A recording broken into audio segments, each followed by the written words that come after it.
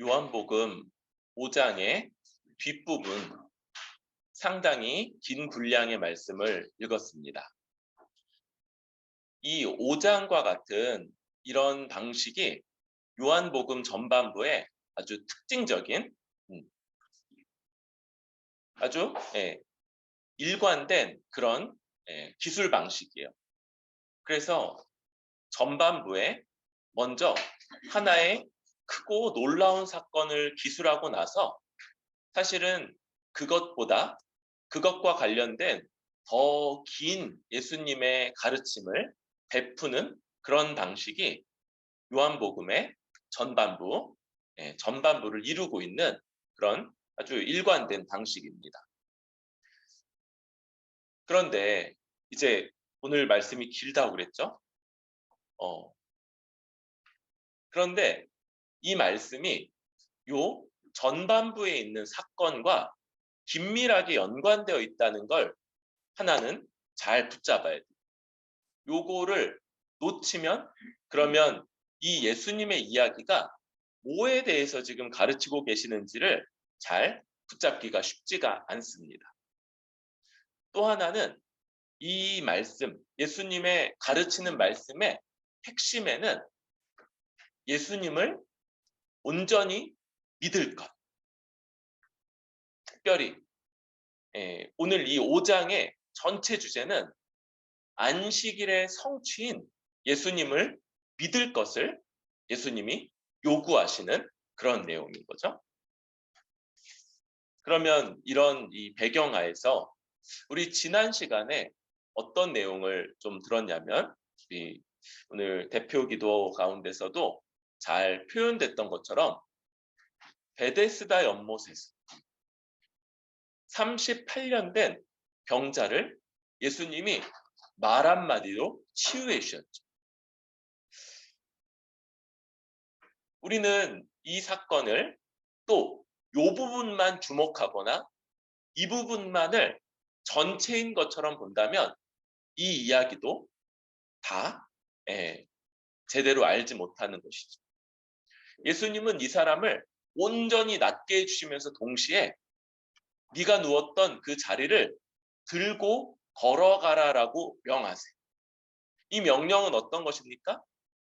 당시에 이 유대교회 지도자들, 유대교회 사고 속에서 안식일 계명을 범하는 것이었으며 이것과 맞서서 그래서 이 형식적이고 종교적인 그런 모습을 대항하고 또 그런 것들에 매여 있지 말라는 말씀이었어요. 그런데 이 사람에 대한 진술 어떤 것들이 있었습니까? 자기를 치료한 사람이 누군지 알지 못하더라.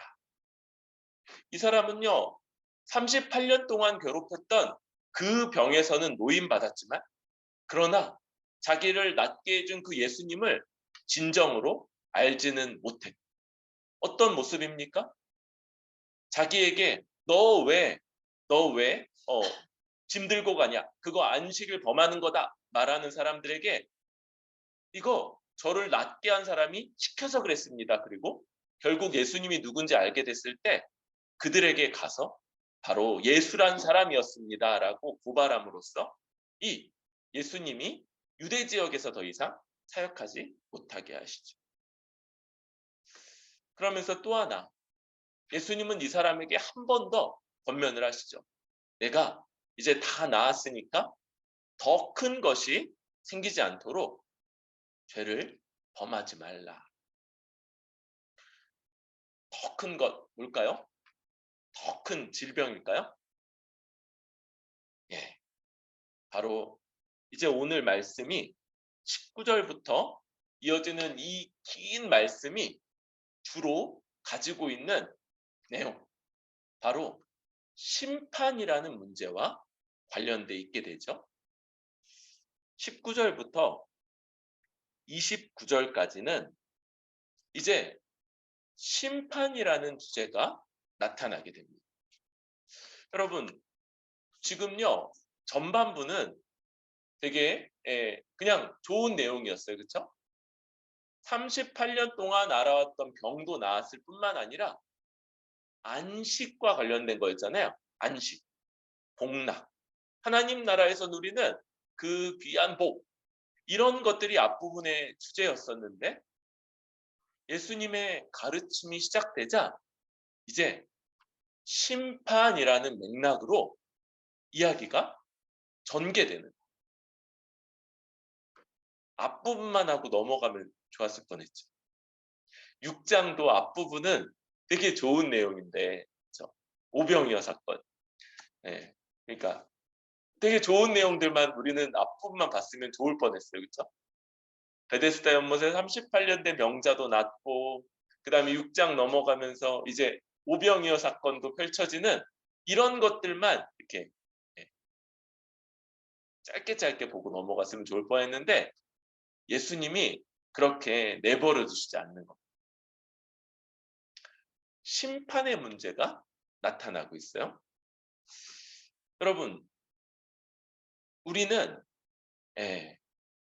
종교가 우리를 위로하고 격려하며 잘 살아갈 힘을 주면 좋은 거다. 그런 목적에 합하면 뭘 믿어도 상관없고, 그러나 그것 이상으로 어떤 것들을 말하거나 요구하거나 불편하게 만들면 우리는 언제든지 잠깐만요. 저는 거기까지 믿을 생각으로, 거기까지 들을 생각으로 교회 나온 건 아니에요. 라고 말할 그럴 준비가 되어 있는 사람들, 그런 시대 가운데 살아가고 있습니다. 그러다 보니까 심판이라는 주제로 말을 하는 걸 제가 교회에 다니면서 손꼽아 본 것 같아요. 부교육자 생활을 하면서 심판이란 주제를 설교 주제로 하는 걸, 그것도 주일 공예배 설교 주제로 삼는 걸 손꼽아서 들어본 것 같습니다. 사실 손가락이 너무 많을지도 몰라요. 그런데 여러분, 예수님이 28, 29절에서 말하죠. 이를 놀랍게 여기지 말라. 무덤 속에 있는 자가 다 그의 음성을 들을 때가 오나니 선한 일을 행한 자는 생명의 부활로, 악한 일을 행한 자는 심판의 부활로 나오리라. 여러분, 이 마지막 때 벌어질 일에 대해서 예수님은요 아주 일관되게 가르쳤어요. 마지막 때 이제 큰 소리와 함께 주께서 오실 때 어떤 일이 벌어지냐? 모든 죽었던 자가 살아날 거다. 그리고 그때 심판이 벌어지게 되는데 하나님의 마지막 심판의 장면. 그때 선인은, 선한 일을 행한 자는 생명의 부활, 영생과 안식과 복락을 누리는 부활로. 그러나 악한 일을 행한 자는 심판의 부활, 정죄와 저주와 지옥의 부활로서 그는 있게 될 거다라는 걸 아주 일관되게 가르쳐 오셨어요. 우리만이 아니에요. 여러분, 아브라함 종교라고 부르는 그런 일련의 종교들이 있어요. 유대교, 이슬람교, 그리고 로마 카톨릭도 여기에 포함된다고 할 때 이 종교들, 우리를 포함해서 모든 이 아브라함 종교들의 공통점은 최후의 심판이 있다는 것.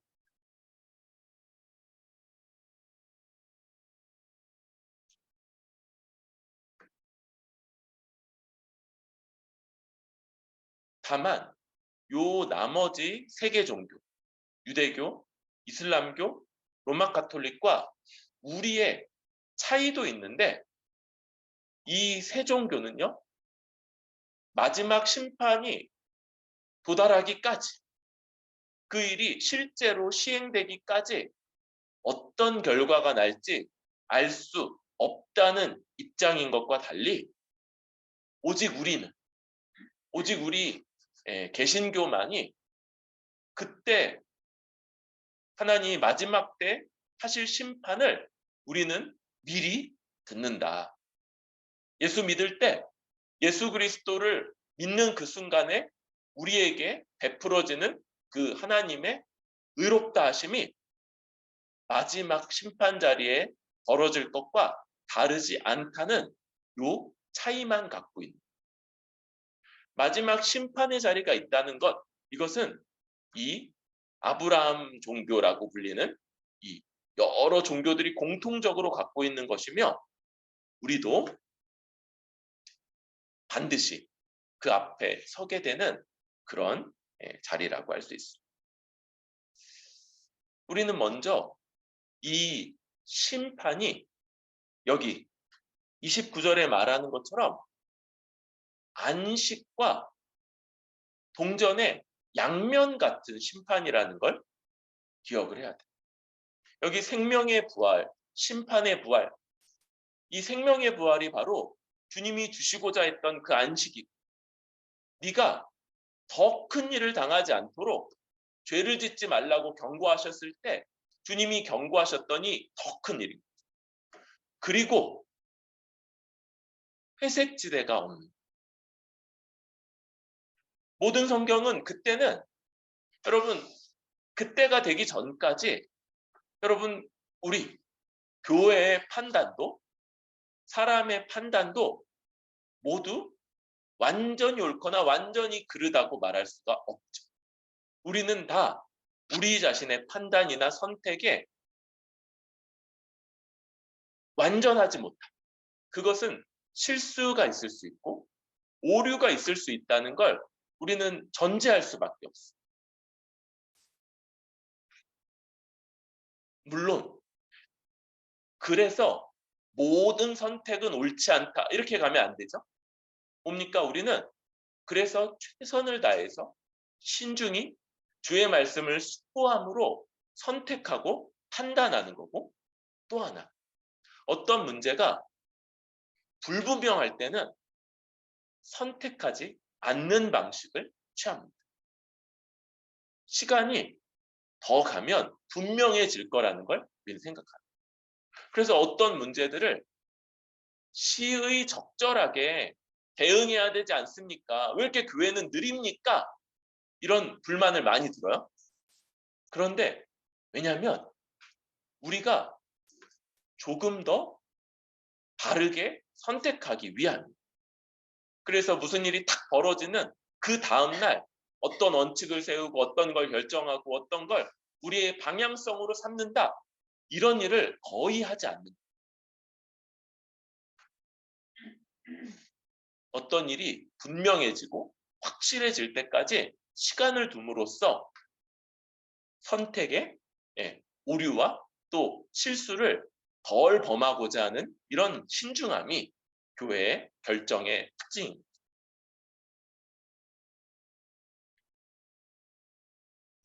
그럼에도 불구하고 마지막 때는 그러지 않을 거예요. 마지막 때는 아주 일관되게 양과 염소, 오른편과 왼편, 생명의 부활이냐 심판의 부활이냐라는 철저한 이분법 갈려지게 되는 그 심판이 있게 된다는 것. 그리고 여러분 여기서 가장 중요한 가장 큰 문제가 뭐라는 거예요?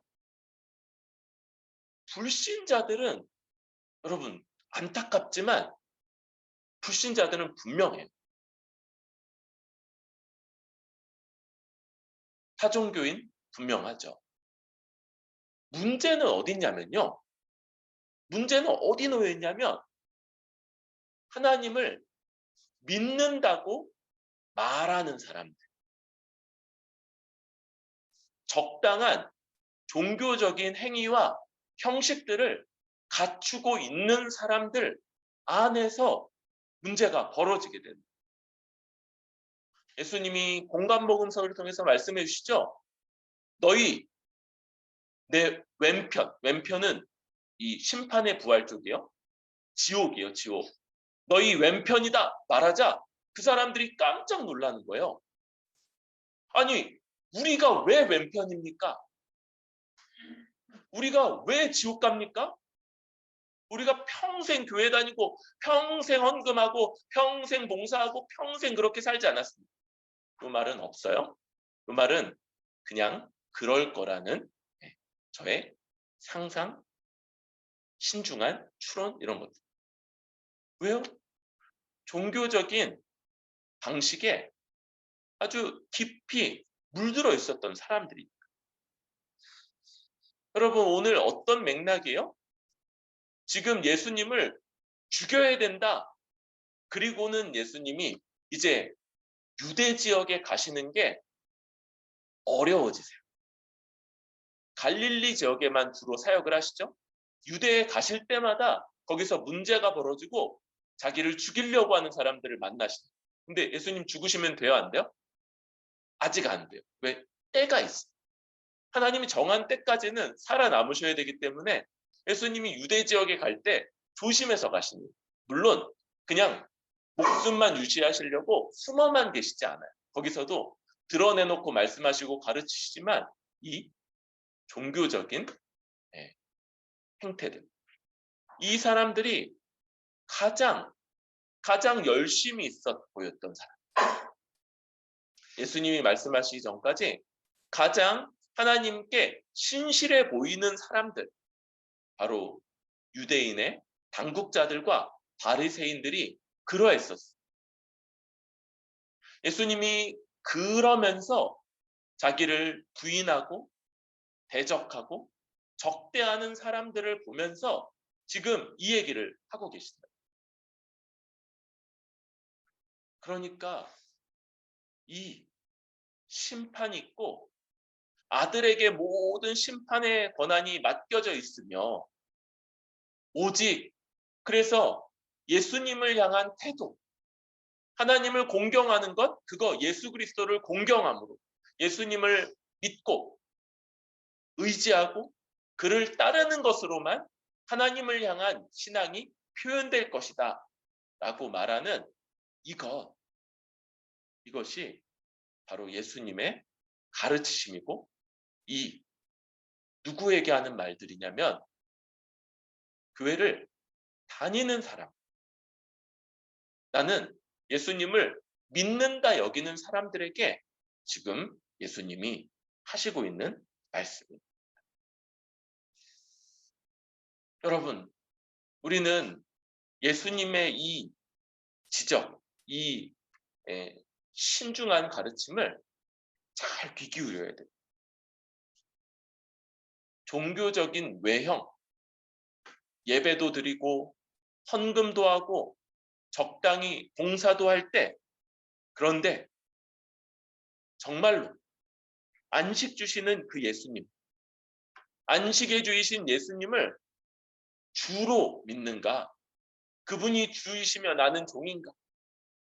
그분을 따라 어떤 것이든 따라가고 행하고 살아갈 것인가?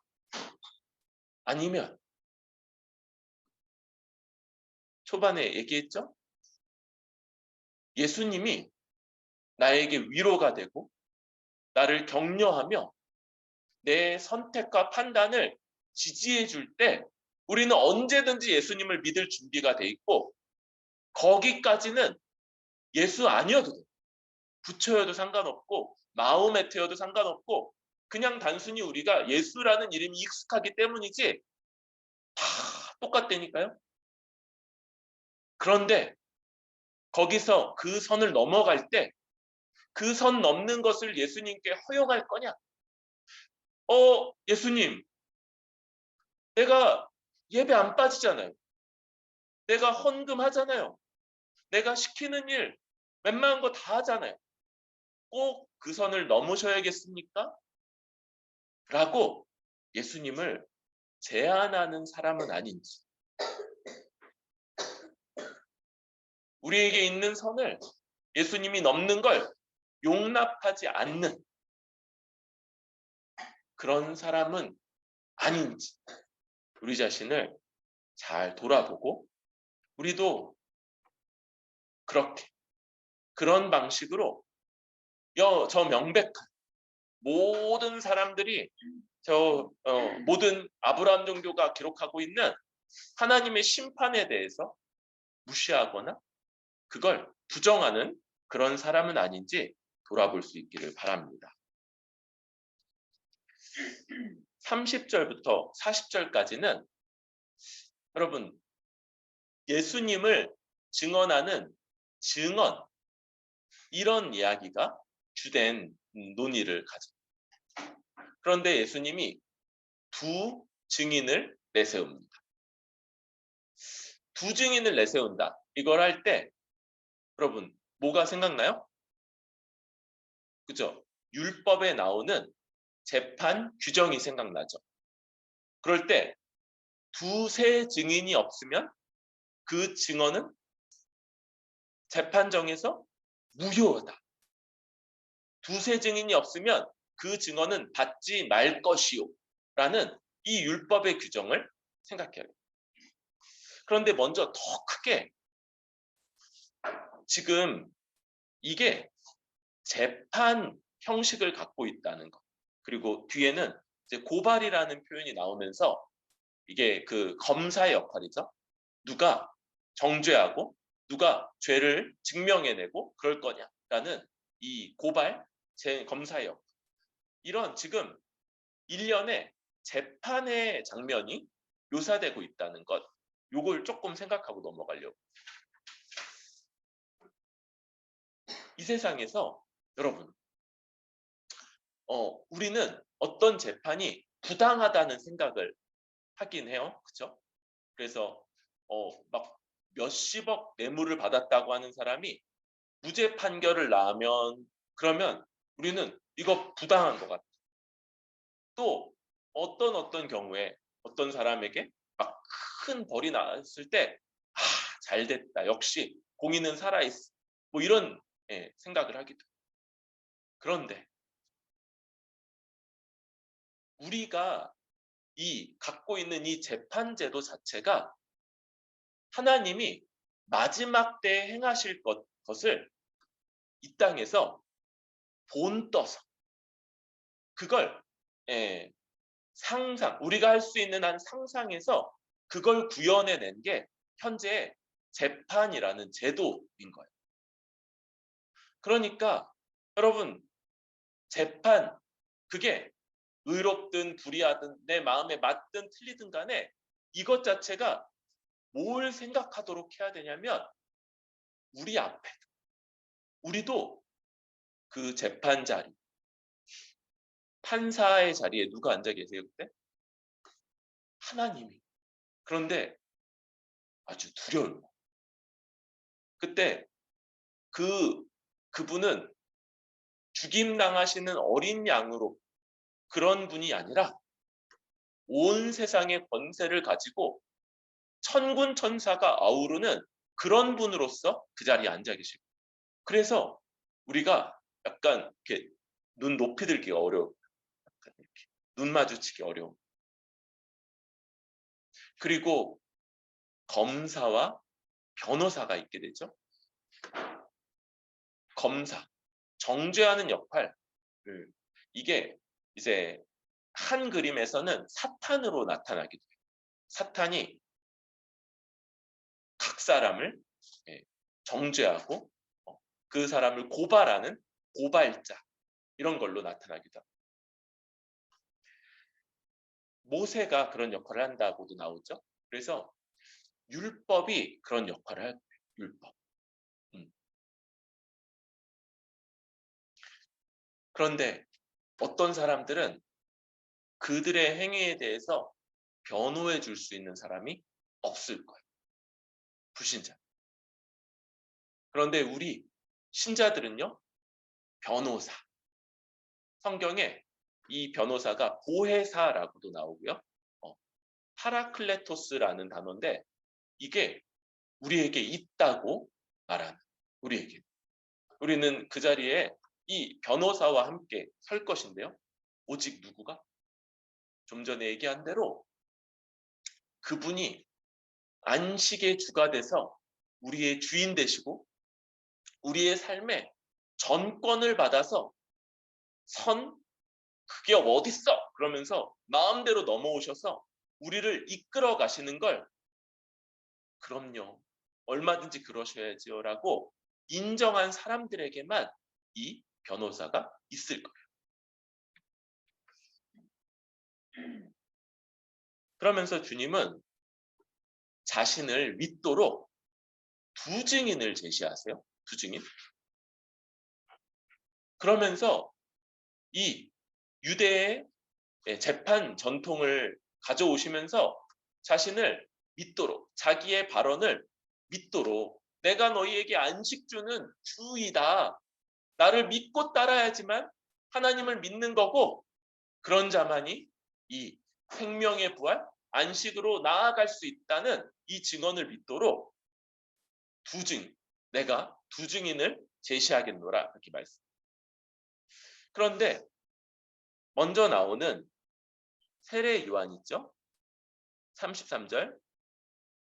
너희가 요한에게 사람을 보내매 요한이 진리에 대해서 증언하였느니라. 세례 요한 얘기를 하세요. 세례 요한 얘기를 먼저 하세요.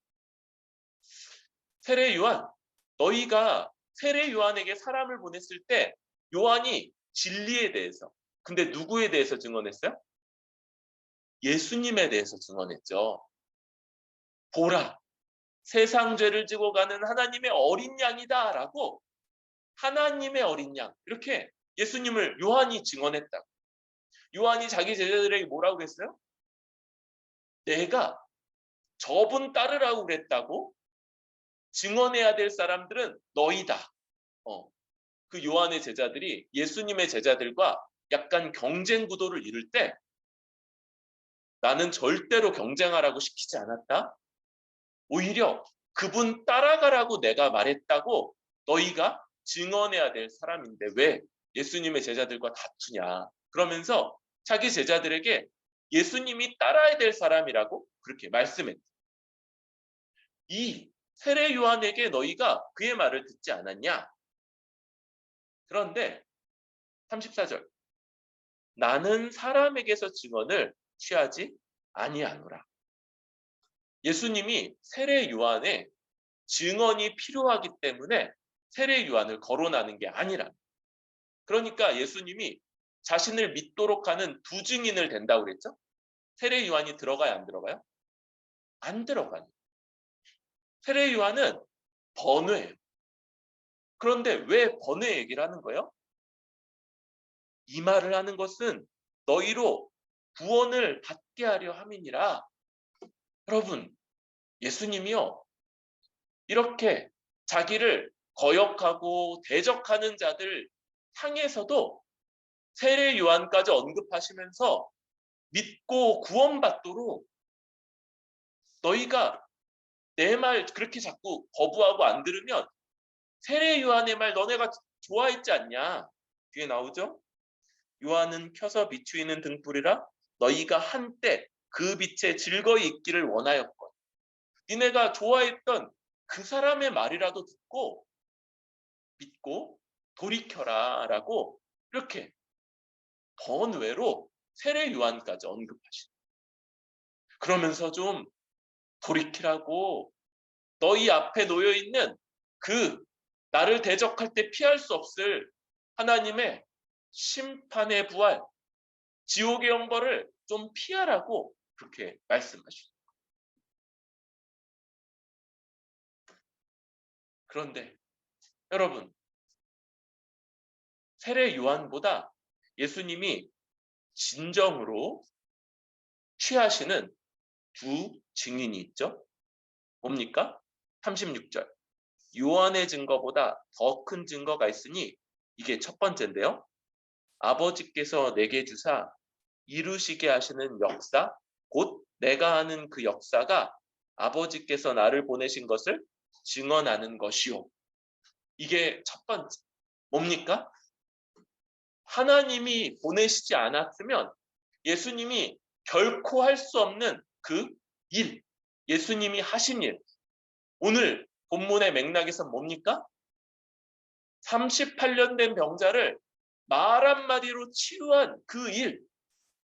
이게 하나님이 예수님을 보내셨음을 증거하는 거예요.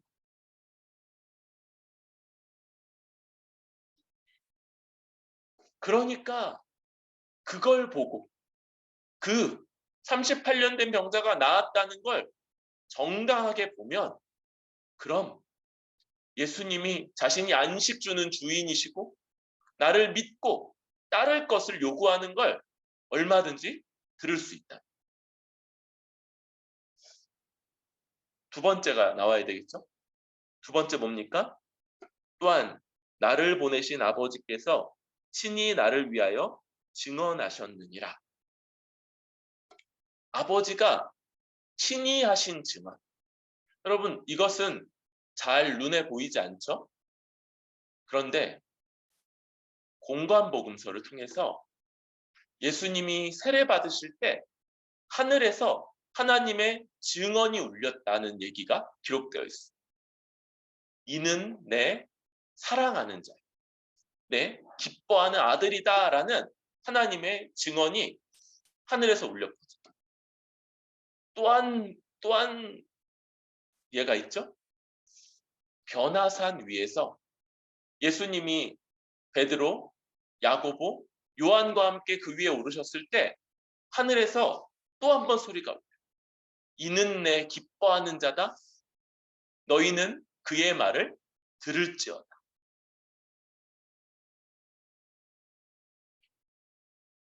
하나님이 예수님을 향해서 친히 증언하셨다. 요 두 가지. 하나님이 예수님을 통해서 일하시는 그 온전한 치유의 역사. 이게 장마다 나온다고 그랬죠? 5장에서도 나왔지만 6장에서 뭘로? 오병이어 사건으로 이렇게 펼쳐지게 됩니다. 뿐만 아니라 하나님이 예수님을 증언하시면서 하신 그 말씀이 하나님이 예수님을 보내셨음을 증거하고 이런 증언들을 통해서 우리는 예수님이 어떤 분이신지를 알고 믿을 수 있다.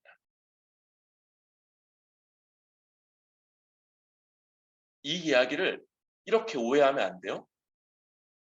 지금도 우리 앞에서 38년 된 병자를 치유해 주십시오. 그러면서 주로 누구 생각해요? 나. 그쵸? 내게 있는 질병, 육신이든지 마음으로든지 어떤 것들 나를 치유해 주십시오. 근데 그러려면 어떻게 해야 돼요? 먼저 38년 동안 저기 예루살렘 가서 베데스다 연못가에서 38년 누워 있어요. 좋은 침대, 좋은 거 써야 되는데 여러분 나중에 그거 들고도 가야 된다는 거 생각해요. 너무 무거운 거면 힘들 거예요. 여러분 그런 게 아니죠. 오늘 이걸 내게 동일하게 베풀어 주시면 그럼 제가 믿겠습니다. 이 얘기를 하는 거 아니에요. 오늘 내 귓가에 예수 나의 아들이다라는 것 하나님이 말씀하시는 그 음성이 들리면 믿겠습니다. 그게 아니에요. 여러분 하나님이 예수님을 통해서 행하셨으며 이제 성령으로 택하신 자들을 통해서 기록하신 이 성경 말씀이 우리에게 부증인 역할을 해줍니다. 부증. 하나님이 예수님을 통해서 행하신 일을 알려줄 뿐만 아니라 그것을 그 예수님을 친히 증거하시는 하나님의 말씀을 듣는 방식 바로 성경이고 그래서 성경의 말씀을 우리가 제대로 본다. 잘 대한다면 이걸 통해서 얼마든지 나에게 있는 선. 여러분 죄인은요 다 이런 선을 갖고 있어요. 죄인은요 다 자기중심성을 갖고 있고 다 예수님 중심적이지 않아요. 그런데 하나님이 우리에게 선포해 주시는 말씀을 들을 때 이 진실된 마음으로 주의 증거, 주를 향한 증거인 이 성경 말씀을 부지런히 보고 묵상할 때 그때 주님이 우리를 설득해 가시고 그 말씀이 우리를 변화시켜 갑니다. 그래서 어떤 사람들이 이 과정을 많이 거친 사람들이 뒤돌아보면 내가 어떻게 여기까지 왔지? 혹은 다른 사람들이 글을 볼 때 어떻게 그렇게 사세요? 그런데 본질상 우리도 다른 사람이 아닌 달라서가 아니라 말씀이 이 두 증인이 우리를 설명해서 우리를 끌어가도록 힘쓰는 자 그런 삶의 결과인 거지. 그게 그의 어떤 탁월함이라든지 그는 성정이 달라서 성경에 그런 사람 한 명도 없어요. 예수님 외에 그런 사람이 한 명도 없어요. 다들 이런 과정. 그래서 아침에 일어나면 기도하고 말씀을 보고 그리고 한 주 동안 주일에 들은 말씀을 휘발성 듣고 예배 축도 이후엔 우리 안에서 휘발성으로 사라져버리는 말씀이 아니라 우리에게 남아서 한 주간은 우리에게 영향을 미치고 또 우리 한 달마다 한 번씩 더 한 달 동안 들은 말씀을 정리함으로써 우리에게 그 말씀이 조금 더 영향을 미치도록 하는 거예요. 왜요? 이 말씀이 우리를 변화시켜가는 설득하고 설명하고 또 우리를 결단하게 만들고 우리로 다른 삶을 살도록 만드는 그런 동력이기 때문에 그런 것이죠.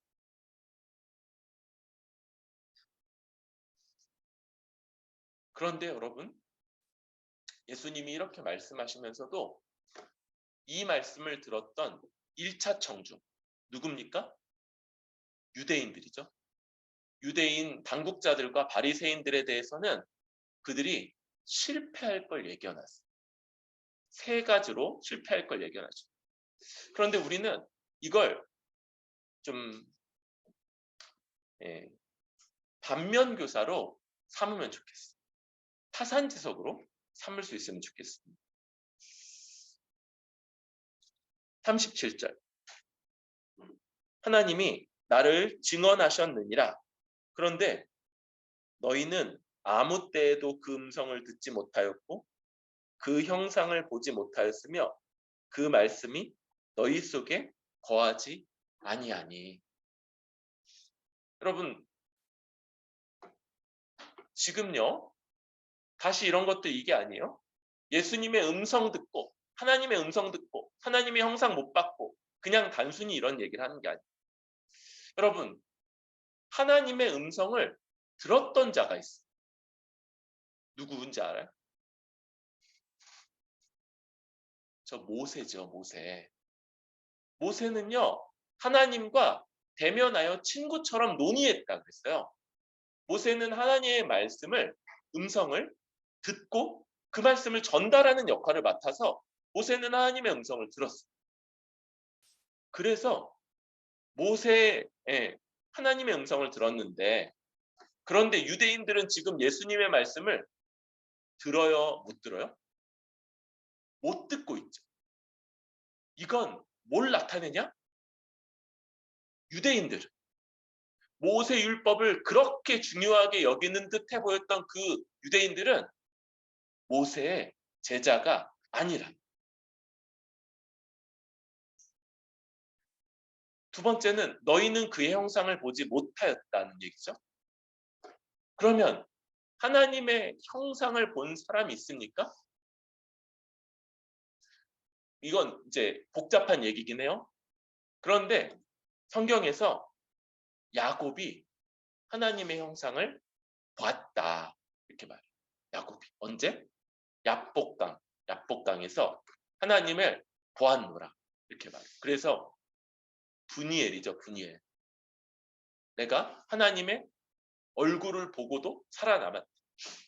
정확하게 야곱이 뭘 본 건지 확실치 않지만 야곱의 고백을 통해, 그리고 야곱이 그 자리에서 이스라엘로 존재가 변화된 것을 통해서 볼 때 뭔가 대단한 일이 있었던 건 알 수 있잖아요.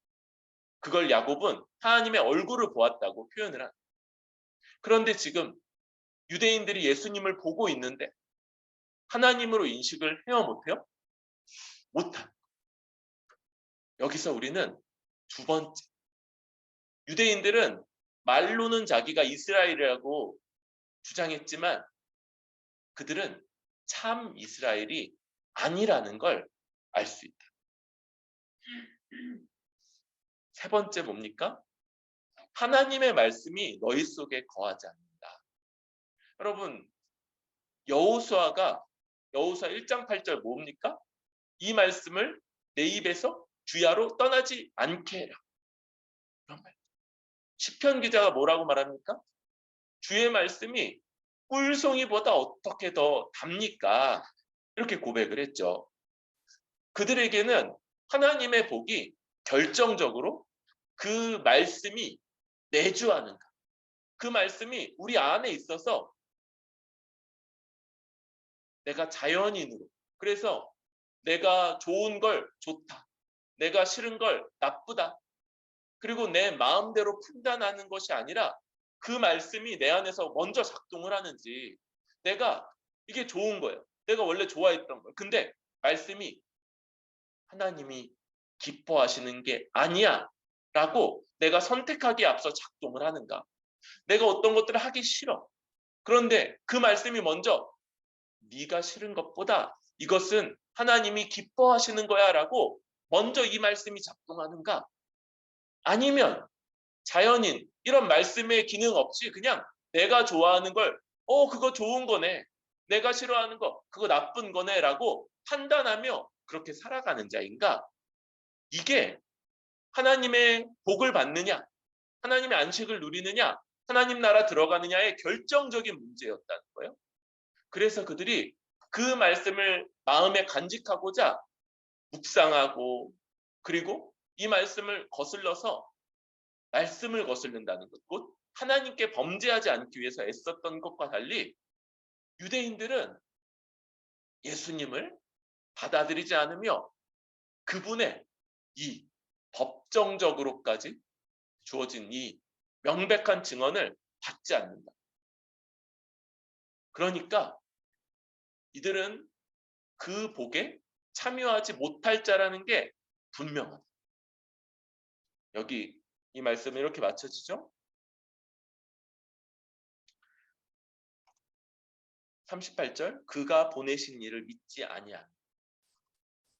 하나님이 보내신 자를 믿지 않는다는 것은 이 세 가지의 근거가 되는 거죠. 너희는 하나님 말씀을 들어본 적이 없구나. 너희는 하나님의 형상을 본 적이 없구나. 그 말씀이 너희 속에 거하지 않는구나의 이유가 되는 것이에요. 여러분, 우리는 이것을 반면교사 삼자고 그랬죠. 우리는 하나님의 말씀을 들어야 되겠습니다. 하나님의 음성을 들어야겠습니다.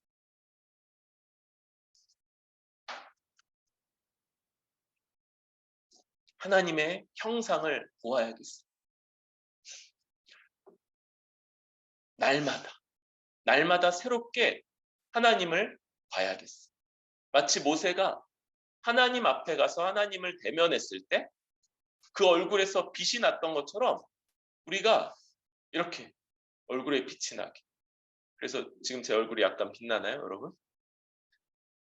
이마가 좀 빛나나요? 부끄러운데 아무튼 네, 너무 주목하지 마시고. 네. 여러분, 우리가 날마다 하나님을 만난 자로서, 그래서 이 결과는 뭘로 나타나요? 그 말씀이 우리 속에 거하는가. 그래서 말씀이 나의 선택, 판단, 호를 뛰어넘어 말씀이 작동하는, 말씀이 우리 안에서 살아서 그냥 우리를 자연인 그대로 살면 여러분 지옥 간다는, 예수 믿는다고 고백하고 종교 생활을 해도 지옥 간다. 그런데 그 말씀이 우리 안에서 정말 작동하면 우리를 삐 막아서고, 그래서 주의 뜻에 합당하게 살아가게 하며, 그래서 구원에 이르게 되는 이런 모습으로 해주는 그것, 우리 안에 이런 모습이 있기를 바랍니다. 우리 조금 더 나가도록 할게요. 여러분, 그럴 때 이 사람들 도대체 그렇게 말씀을 중요하게 여기고 하나님 믿는다고, 하나님의 율법 지킨다고 그렇게 강조하는 사람임에도 왜 이렇게까지 예수님의 말씀을 못 듣는가? 왜 그렇게까지 말씀이 그들 안에서 거하며 말씀의 내주가 없으며 말씀이 작동하지 않는가? 우리는 이게 궁금합니다.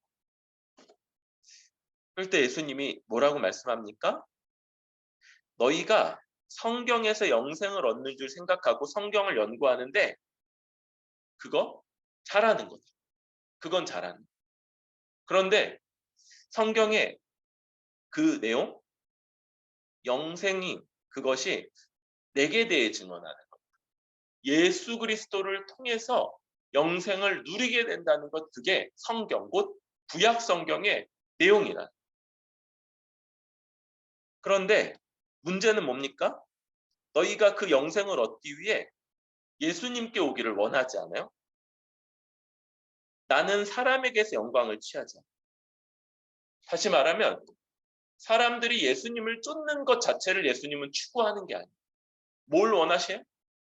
그들이 예수님을 쫓아서 영생을 누리며 안식을 누리며 하나님 나라의 복락을 누리기를 예수님이 원하십니다. 그런데 너희는 영접하잖아요. 만일 다른 사람이 자기 이름으로 오면 영접하리라. 너희가 서로 영광을 취하고 유일하신 하나님으로부터 오는 영광을 구하지 아니하니 어찌 나를 믿을 수 있나? 여러분, 여기서 예수님이 가르쳐 주시는 거예요. 사람의 영광을 취하는, 하나님으로부터 오는 영광을 구하지 않는 것. 하나님으로부터 오는 영광, 여러분, 이것은 이런 방식으로 구해집니다.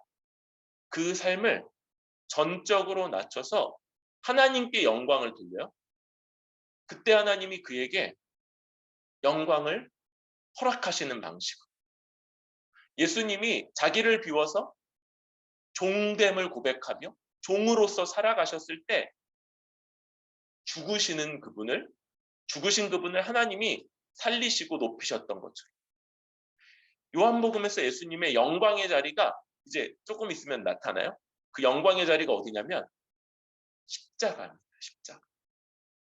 십자가가 예수님의 영광의 자리. 그러니까 우리가 우리 자신을 낮추고 우리 자신을 비우고 종됨을 고백하면서 하나님의 영광을 추구하는 자리, 놀랍게도 여러분, 이 세상 사람들 눈앞에 그것은 어리석고 비천하고, 너 예수님 열심히 믿는다고 하더니 너 더 못나졌구나. 어떻게 그렇게 더 어리석어졌냐? 어떻게 이렇게 자기 낯가림도 더 못하는 사람이 됐냐라고 그렇게 책망받을지. 그런데 여러분, 그것이 주의 뜻에 순종하며 택한 그 자리가 바로 영광의 자리이며, 이 땅의 모든 사람들이 추구하고 있는 사람의 영광을 구하고 사람으로부터 오는 인정을 구하는 그 덫, 모든 인류가 거기 사로잡혀 있으며, 그래서 좋은 것이 있어도 선택을 못해요. 왜요? 사람들이 뭐라고 할지 모릅니다. 나쁜 것이 있어도 거절을 못해요. 왜? 다들 그렇게 가니까 왜 너만 그러냐 하는 사람들의 말을 두려워했어요.